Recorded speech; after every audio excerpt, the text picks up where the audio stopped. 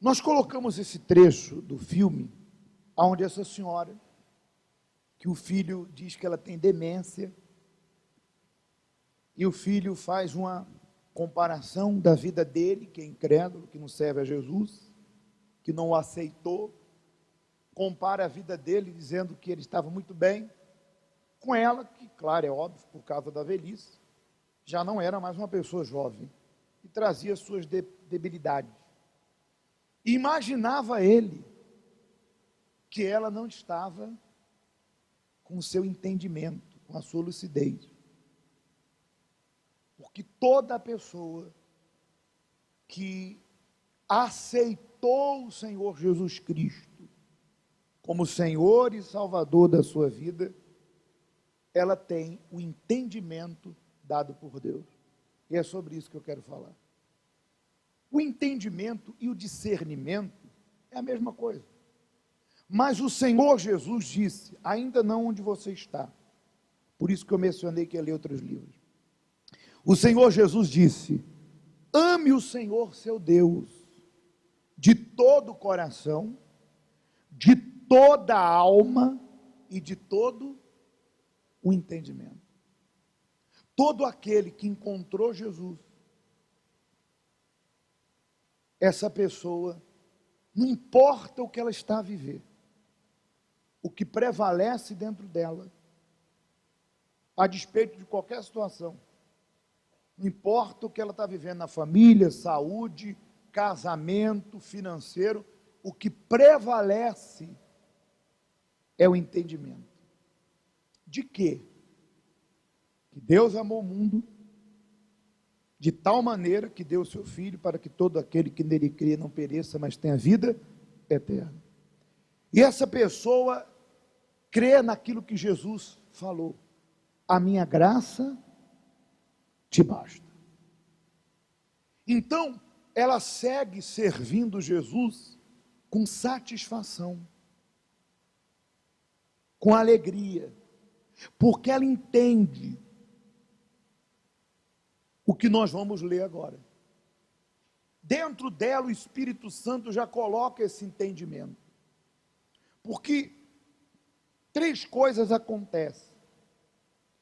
Há aqueles que, por não ter entendimento, quando estão na igreja e veem os problemas, por não ter o entendimento do maior propósito de Deus, desanimam e largam sua fé. Muitas delas até já tiveram experiências com Deus, mas por não ter o entendimento da salvação como algo mais importante. Há o segundo tipo de pessoa, os que estão lá fora, que a Bíblia diz aqui, só para você perceber, o Deus desse século cegou o entendimento dos incrédulos, para que não veja a luz do Evangelho da glória de Cristo. Qual é a luz do Evangelho? A salvação. Porque o Evangelho é a salvação. Então o mundo está como? Então já falamos de duas qualidades de pessoas. Os que estão sem entendimento na igreja, preocupados só em receber alguma coisa, e por não verem isso acontecer, vão embora. Não consideram o mais importante. Os que estão lá fora, que está com entendimento cego e não enxerga nada senão suas necessidades. Existe o terceiro tipo de pessoa sem entendimento, que são os ansiosos e os inquietos, que ainda estão dentro da igreja. E é esses que Jesus falou aqui em Mateus. Vamos ler? Ele disse, por isso vos digo, não andeis ansiosos quanto à vossa vida, pelo que haveis de comer ou pelo que haveis de beber, nem quanto ao vosso corpo, pelo que haveis de vestir. Não é a vida mais do que o mantimento, e o corpo mais do que o vestuário? Foi a pergunta de Jesus. Olhai para as aves do céu, que nem semeiam e nem cegam, nem ajuntam e nem em celeiros, e o vosso Pai Celeste as alimenta. Não tendes vós mesmo mais valor do que elas? E qual de vós poderá, com todos os seus cuidados, acrescentar um côvado à sua estrutura? E quanto ao vestuário, por que andais ansiosos? Olhai os lírios do campo, como eles crescem, não trabalham nem fiam. Eu vos digo que nem mesmo Salomão, em toda a sua glória, se vestiu como qualquer deles. Pois se Deus assim veste a erva do campo, que hoje existe e amanhã lança no forno, não vos vestirá muito mais a vós, homens de pequena fé? Não andeis, pois, inquietos, dizendo que comeremos, que beberemos, o que nos vestiremos, ou com que nos vestiremos? Porque todas essas coisas, os gentios, os incrédulos, procuram. De certo, vosso Pai Celestial bem sabe que necessitai de todas essas coisas, mas buscai primeiro o reino de Deus e a sua justiça, e todas essas coisas vos serão acrescentadas. Não vos inquieteis, de novo, pois pelo dia de amanhã, porque o dia de amanhã cuidará de si mesmo, basta cada dia o seu mal. Esse terceiro tipo de pessoa que está na igreja, sem entendimento, que são os ansiosos, inquietos, que de repente estão aqui agora. A ansiedade gera medo, gera o desânimo. A ansiedade gera na pessoa, muitas vezes, o estado de rebeldia, ou até de indiferença. Veja se a senhora e o senhor entendem. Quando o salmista, lá no Salmo 40, ele disse uma coisa muito forte. Quando ele disse assim, olha o que o Espírito Santo falou através dele. Quando ele disse assim: esperei com paciência no Senhor. Ele se inclinou para mim e me ouviu o clamor. Esperar em Deus não é cruzar os braços. Veja que nós fazemos a oração da cura para que Deus te cure. Basta você usar a fé. Traz tua garrafinha com água. Nós apresentamos o álbum da família e o altar para fazer um voto pela família, para que você use a fé e mude essa situação que te deixa preocupada, ansiosa. Nós convidamos você a usar a fé honrando a palavra de Deus, para que você mude o estado da tua vida econômica. Ou seja, Deus deixou as promessas, e Ele é galardoador. Para cada promessa que eu obedeço, cada promessa que eu me submeto e permaneço, Deus vai me honrar, porque Deus é fiel. Então, quando o salmista diz, esperei confiantemente no Senhor, ele não quis dizer que eu vou cruzar o braço, não vou orar, sabendo que a oração tem poder, não vou jejuar, sabendo que o jejum é a arma contra o diabo, não vou meditar e buscar na palavra, sabendo que a palavra é lâmpada. Não, eu não vou ser negligente. Descansar em Deus não é ser negligente. Descansar em Deus não é eu cruzar os braços. Não. Descansar em Deus é o seguinte: eu orei, eu busquei, eu fui para o altar, eu obedeci e continuo fazendo. Mas ainda não aconteceu. Mas dentro de mim, o meu entendimento me diz o seguinte: Deus vai se manifestar. Não importa o tempo, não importa a hora, não importa quando. E qual é a razão da minha alegria? Mesmo sabendo que o meu casamento não está como deveria, mesmo sabendo que meu filho não está como deveria, mesmo sabendo que minha saúde não está como deveria, qual é a minha motivação? A minha motivação é saber que a graça de Deus me basta, é saber que a minha alma está salva porque eu aceitei o Senhor, é saber que eu já tenho em primeiro lugar o reino, eu tenho o mais importante. Essa é a minha motivação, esse é o meu descanso. Eu fiz uma aliança com Jesus, eu tenho consciência que eu aceitei, ó Senhor, e Ele me perdoou, que maravilha, o reino de Deus está em mim, ó Jesus, tua graça me basta. Quanta gente que não te aceitou, quantos da minha família que morreram sem te conhecer, quantos que partiram ontem sem te aceitar, quantos que não têm seu nome escrito no livro da vida de Deus, que não têm o privilégio de gozar dessa alegria hoje em vida e no pós-morte a vida eterna. Ah, Senhor, eu sou grato. Muitas pessoas não entendem que um dos pecados que entristece Deus foi o pecado de Asaf, Salmo 73, é o pecado da ingratidão. Hoje você vê pessoas na igreja indiferentes com Jesus por causa de problemas, de semblante caído, prostradas por causa de quê? De problemas. Senhora, senhor, nós não estamos dizendo que você não é humano,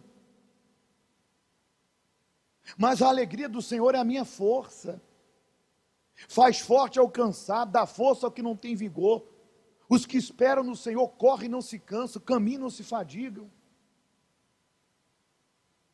Por que então, você tendo algo tão precioso, você está tão insatisfeito? E se você diz crer que Deus vai prover, por que então você age como se tivesse tudo perdido? Por que você não espera confiantemente no Senhor? Por que você anda ansiosa, pedindo oração para todo mundo, reclamando para todo mundo?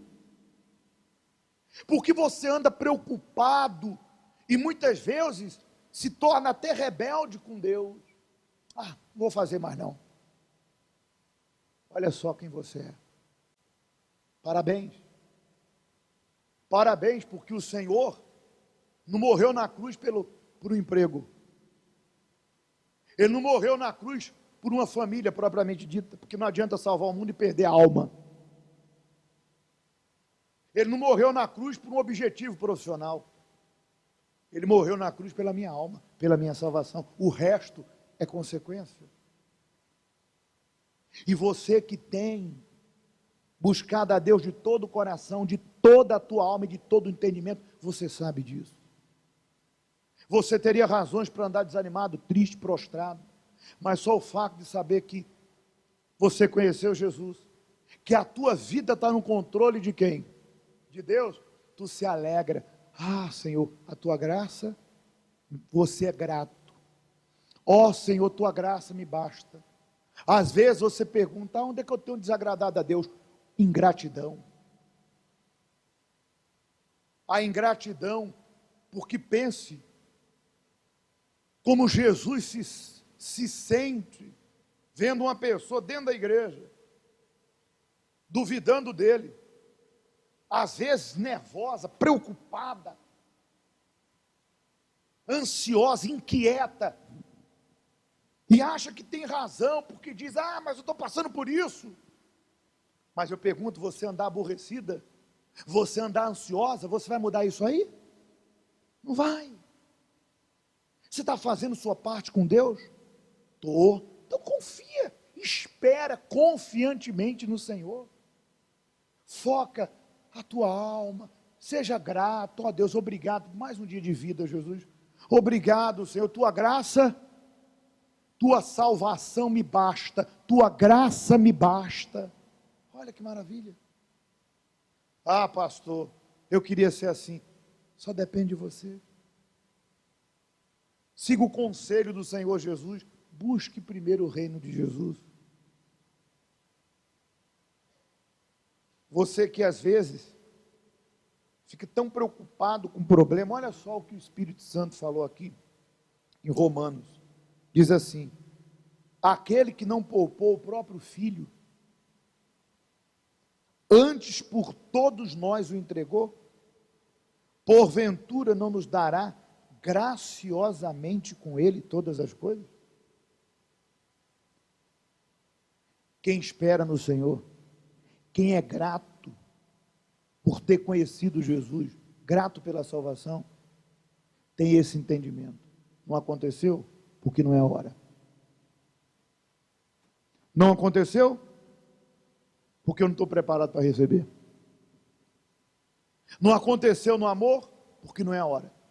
Porque eu estou fazendo a minha parte. Não aconteceu na família? Porque não depende mais de mim. Agora fulano abriu o coração, está na mão de Deus. Não aconteceu no físico? Vai chegar a hora. Ela sabe que se Deus não poupou o que era tão precioso, porque o antes de entregar, ele se fez carne, que é o Senhor Jesus, mas Deus o entregou. Você acha que isso aí que está te incomodando é mais importante que a entrega de Deus na cruz? Então estamos falando que a ingratidão para Deus é uma afronta. É como se eu e você disséssemos: olha, Senhor, muito obrigado por ter pago um alto preço, por ter enviado o Filho. Ó Senhor Jesus, muito obrigado, mas eu estou preocupado com outras coisas, mais importante que isso. Por favor, ninguém está aqui dizendo que você não é humano. Mas você acha, Jesus falou, veja que Jesus disse: por mais ansiosos que vocês estejam, você vai acrescentar o quê? É normal a ansiedade vir, é normal os problemas virem, mas quando ele entra dentro de uma pessoa que tem o entendimento de Deus, o que ela diz? Senhor, a tua graça me basta. Está na tua mão, Jesus. Então nessa manhã, Deus quer que você consulte o teu interior e você veja, você está sendo grato a Jesus, eu sei que você tem lutas, mas você é grato, você é realizado interiormente, porque você encontrou Jesus. Ah não, pastor, estou desanimado, estou preocupado. Então, tu vai seguir o conselho de Jesus para Marta. Marta, Marta, por que tu andas inquietas, correndo de um lado para o outro? Tua irmã escolheu a parte mais importante, que está aos meus pés, e isso não lhe será tirado. Jesus poderia dizer: Marta, você está certa, e dizer: Maria, você está errada. Então seja humilde, você que sabe disso, que vive ansiosa, aborrecida, indiferente, de repente até triste com Deus, mal criado, ou desanimado, seja humilde e diga: ó Senhor, me perdoa, eu estou como Marta, mas eu quero fazer o que está escrito: lançai sobre ele todas as vossas ansiedades, porque ele tem cuidado de vós.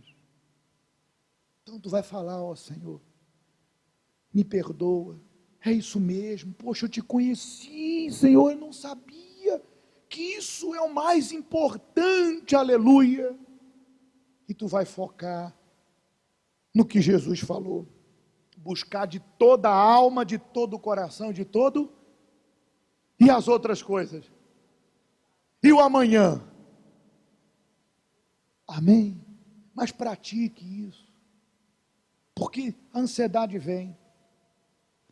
Pratique isso.